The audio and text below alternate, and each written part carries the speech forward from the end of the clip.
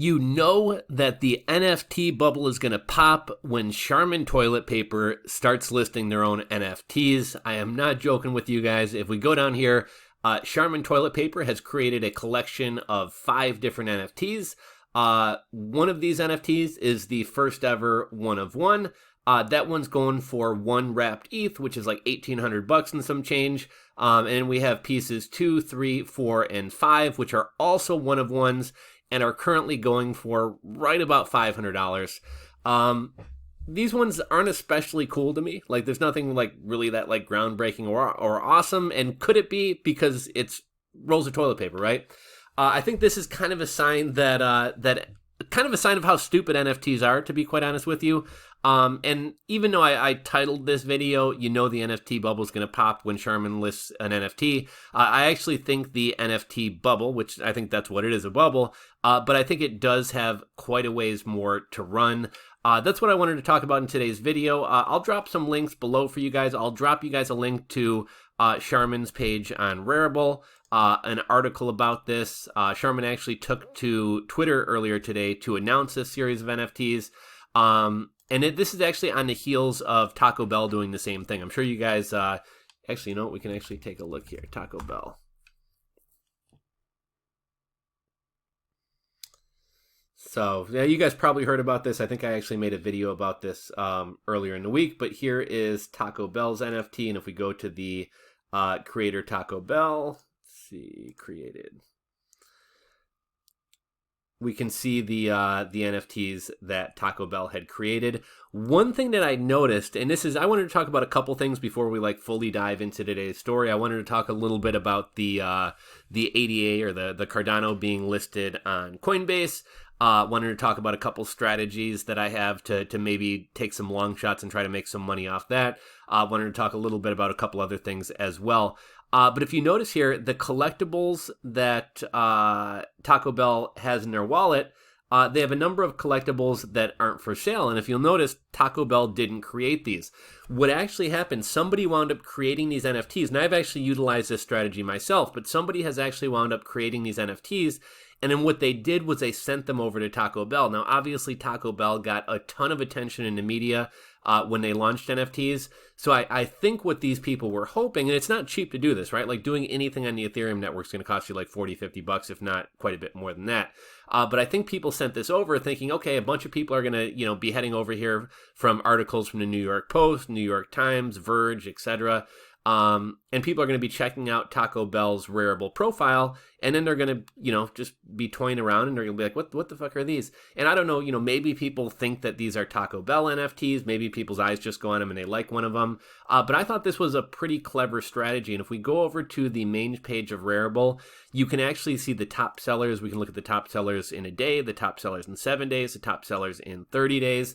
And I actually, long before I actually saw somebody else utilizing this strategy, I had kind of the same idea. It really didn't work out for me.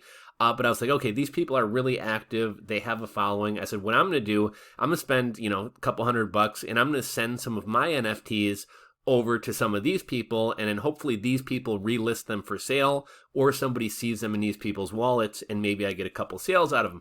For anybody who is completely new to Rarible, one kind of unique thing about Rarible is when you list an NFT, not only do you have the opportunity to list that NFT and then make money by actually selling that NFT, but as that NFT continues to get sold, when you mint your NFT initially, it's going to ask you what type of, I forget what the terminology they use, what type of commission you want or whatever. And so every time that piece gets sold from there on after, you're going to get 10% of that. So looking at it from kind of a passive income perspective, if you can get your NFTs getting bought and sold and traded a lot, you're going to wind up earning 10% every time that item is traded. So there's something to be said that you don't necessarily have to make all your money in the initial sale. If these things wind up getting passed around a lot, you're going to wind up making some money that way. Couple other things before we kind of get into this story about Charmin, this article about Charmin.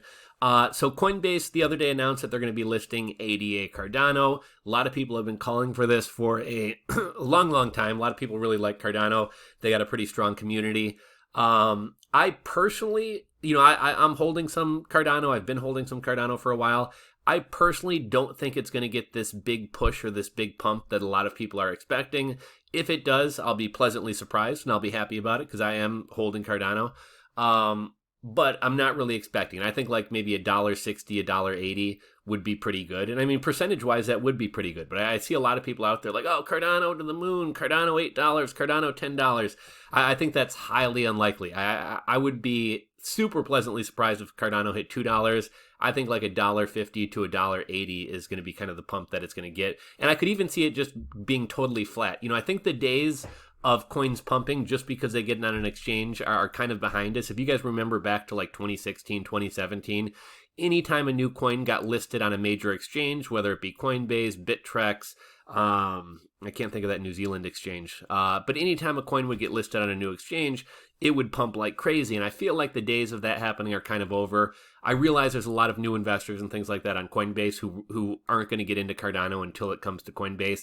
But I mean, there's no shortage of people on other exchanges. Like I think Bittrex has Cardano, Binance US, Binance.com. So for people who wanted to get their hands on Cardano, who were even the least bit, comfortable with the crypto space and moving around money and hopping around to different exchanges, it was pretty easy to do. If any of you guys are wanting to try to get some Cardano ahead of the Coinbase listing and maybe move it over there and try to make some money, I will drop a link to Binance.com.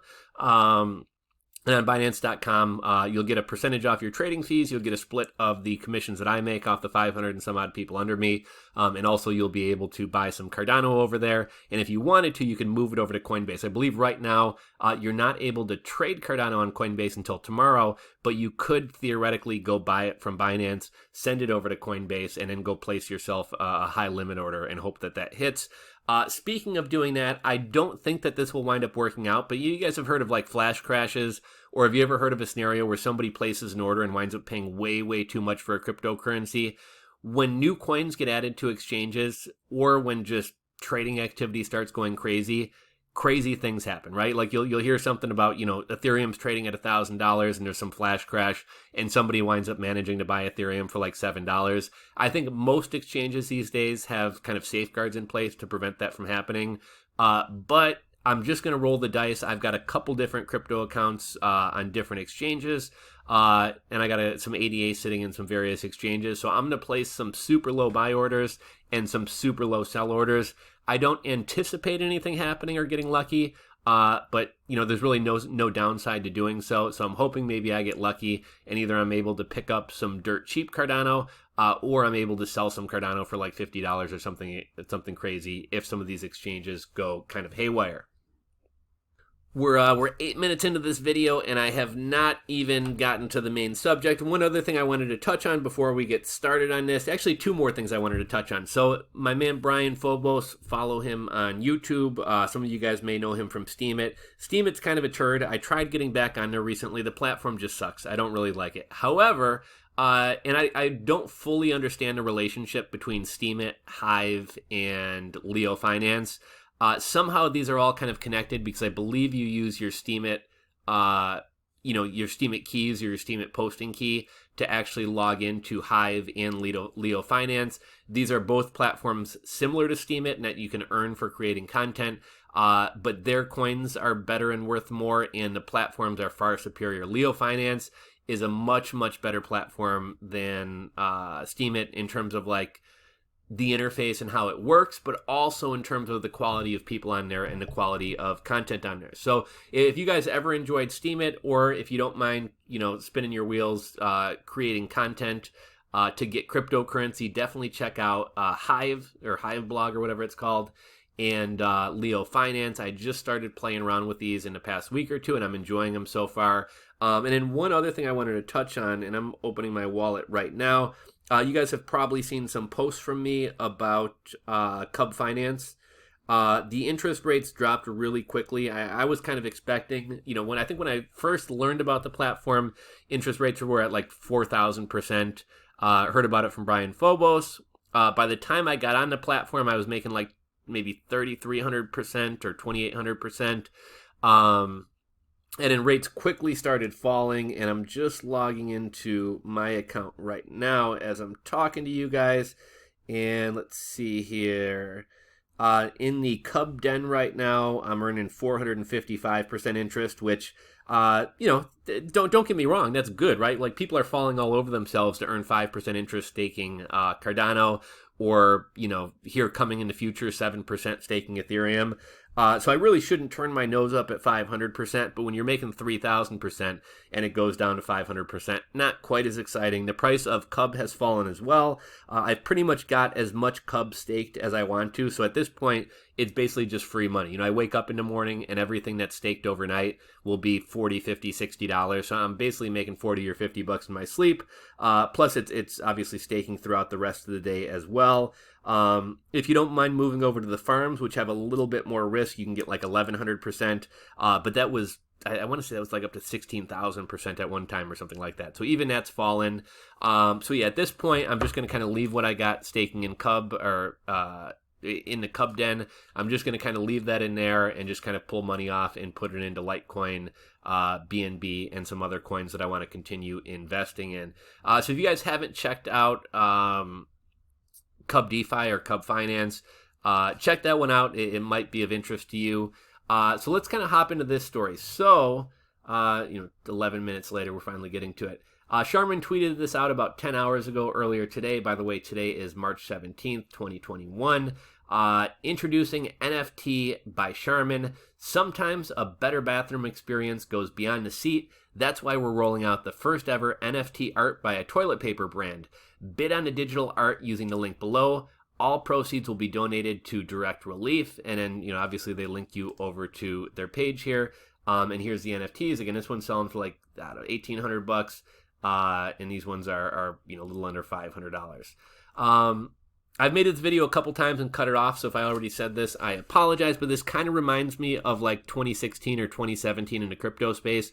Remember back in the day when a company would be like, we're accepting cryptocurrency, and everybody would be like, oh yeah, this company's fucking awesome, because at the time, there weren't a lot of companies accepting cryptocurrency, so there was definitely kind of a novelty to doing so. I know Overstock was one of the first big companies to really do this, and they really put their money where their mouth is. I think initially they were keeping 50% and turning 50% into fiat, and I believe by the end of it, they were keeping, if not 100% of it, they were keeping like 90% of it in crypto and turning 10% of it into cash. So Overstock was one of the first major companies to really get behind crypto and really start accepting crypto. I think it started with Bitcoin, and by the end they were accepting like over 50 or 60 cryptocurrencies.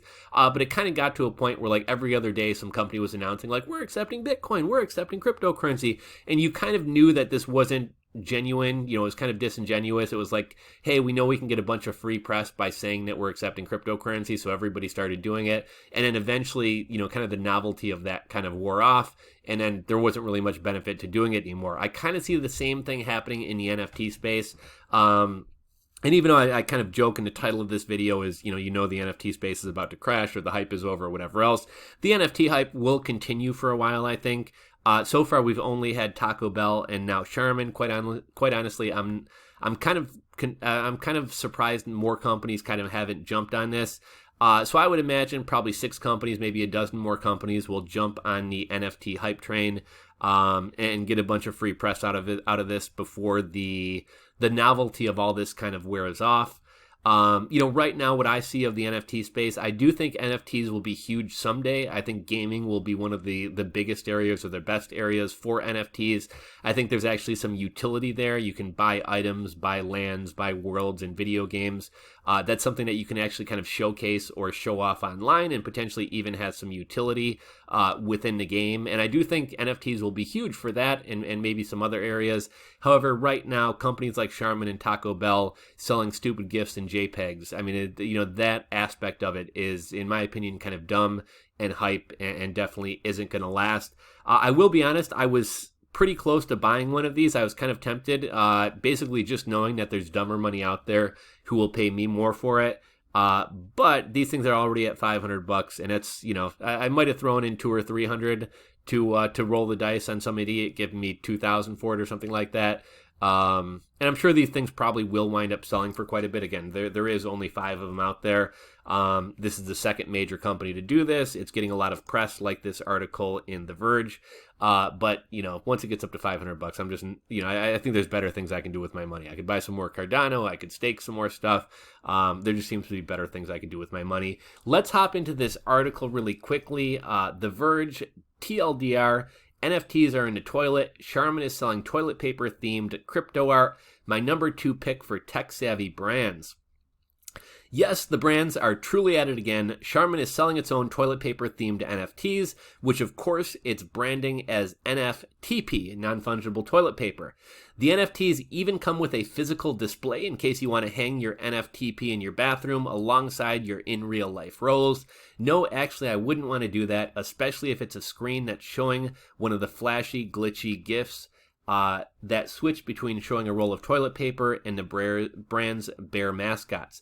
That would just be distracting. And I'm curious what this will be like. Are they going to give you a printout of this, like a framed picture? Are they going to give you like an iPad that displays your NFT? Not really sure what the physical aspect of this is going to be. Charmin is only selling 1 NFT for each of its 5 designs, so they're quite limited, just like real life rolls of Charmin were a year ago. The one silver lining is that Charmin does say it'll be donating the proceeds from the NFT sales to the Direct Relief charity. Maybe that'll provide some sort of balance for the ecological damage being done for a marketing stunt. Not that the toilet paper industry is great with the environment in the first place. I was a bit surprised when the first big brand to hop on the NFT bandwagon was Taco Bell. It's not a brand at the top of my tech-savvy companies list. It's not too far out of left field for Charmin, though. At CES 2020, the brand showed off a smart toilet paper-carrying robot and a VR experience. Well, those aren't things that ever, actually came out. It shows that the brand is at least aware of enough of the tech sector to spend some of its marketing budget there. So it looks like that is the end of this article. I'll link to everything that I've kind of shown and mentioned here if you guys want to check out this article for yourself. Charmin's Rarible profile and or the tweet. I'll link to those down below. Let me know your guys' thoughts on the NFT space or this one in particular. And I know I've been kind of slacking on making videos lately, so just wanted to get one out there. I am still doing the Nano giveaway, so drop your Nano address or WeNano username, and I'll be sending 0.1 Nano to 5 people who comment here with those. That's all I got for you guys today. If you guys enjoyed this video, give it a thumbs up. If you're not subscribed to the channel, click that subscribe button below, ring the bell, and we'll catch you on the next video.